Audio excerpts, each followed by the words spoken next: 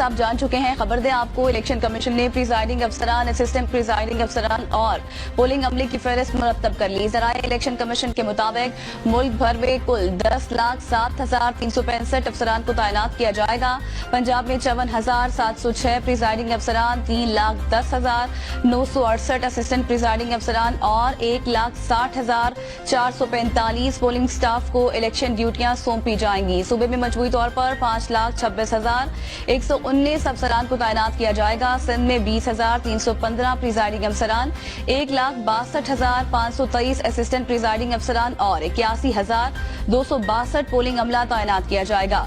खैबर पख्तूनख्वा में 16,525 प्रिजाइडिंग अफसरान, 1,85,000 assistant presiding अफसरान और 50,045 पोलिंग अमला तैनात किया जाएगा। बलोचिस्तान में मजबूरी तौर पर 50,491 अफसरान को नामजद किया जाएगा। आपको बताएं कि सूबे में मजबूरी तौर पर 50,491 अफसरान को नामजद किया जाएगा। जरा इलेक्शन कमीशन की जानिब से ऐसा कहा गया। इलेक्शन कमीशन ने प्रिजाइडिंग अफसरान और अमले की फहरिस्त मुरतब कर ली है। मुल्क भर में कुल 1,07,365 अफसरान को तैनात किया जाएगा। जरा इलेक्शन कमीशन के मुताबिक सूबे में मजबूरी तौर पर 5,26,119 अफसरान को नामजद किया जाएगा।